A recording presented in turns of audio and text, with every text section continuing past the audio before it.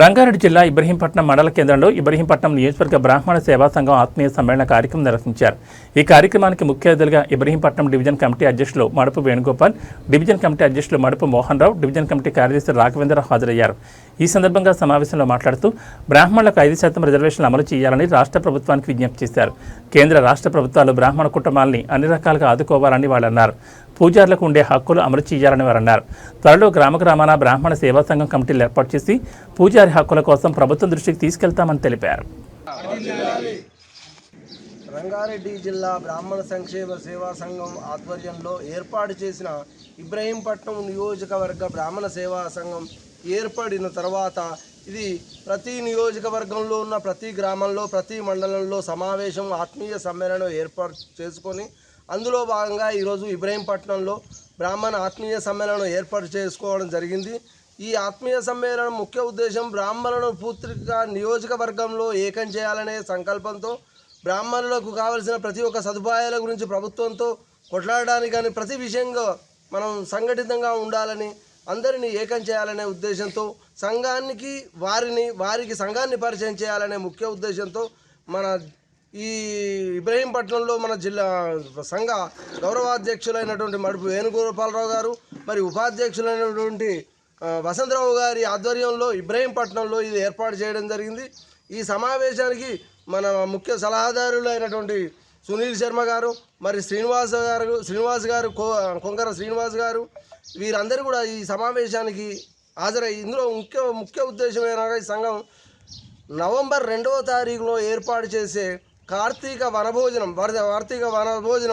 ఆ కార్యక్రమాన్ని ఎక్కడ నిర్వహించాలి, ఈ నియోజకవర్గ పరిధిలోని ఉన్న అన్ని కుటుంబాలను ఆహ్వానించాలని, దానికి ఏ విధంగా మనం సమాయత్తం కావాలి అనే విషయాన్ని కూడా కూలంకషంగా వీటితో పాటు మిగతా విషయాలను చర్చించాలని ఈరోజు సమావేశం ఏర్పాటు చేయడం జరిగింది. ఈరోజు ఇబ్రహీంపట్నంలో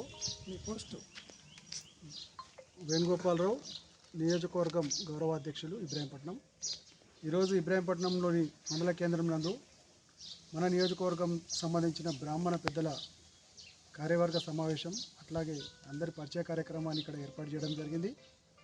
ముఖ్యంగా ఏంటంటే అనాదిగా ఏదైతే సమాజంలో బ్రాహ్మణులపైన ఉందో చులకన భావము అది తొలగించడానికి, దాంతోపాటుగా సమాజంలో మా భాగస్వామ్యాన్ని కూడా పెంచుకోవడానికి చర్చించడానికి ఒక కార్యక్రమం. అలాగే మా అధ్యక్షుల వారు చెప్పినట్టు వేదికగా అంటే వన సమారాధన కార్యక్రమం వేదికగా సమాజం పట్ల బ్రాహ్మణులకు సమాజం పట్ల ఉన్నటువంటి అవినాభావ సంబంధాన్ని తెలియజెప్పడానికి, భారత రాజ్యాంగం రాయించినటువంటి హక్కులను ఏవైతే ఉన్నాయో వారికి చంపించడానికి, అట్లాగే బ్రాహ్మణులకు కనీసం 5% రిజర్వేషన్లు ఇవ్వాలనే అంశాన్ని కేంద్ర ప్రభుత్వం దృష్టికి తీసుకుపోయే విధంగా అనేక అంశాలపైన, అలాగే యువతకు ఉపాధి అంశంలో ఏవైతే ఉన్నాయో హక్కుల ప్రకారం వారికి రావాల్సింది, పూజారులకు నేటి సమాజంలో ఎదురవుతున్నటువంటి సమస్యల గురించి చర్చించుకోవడానికి ఒక సమావేశం ఏర్పాటు చేయడం జరిగింది.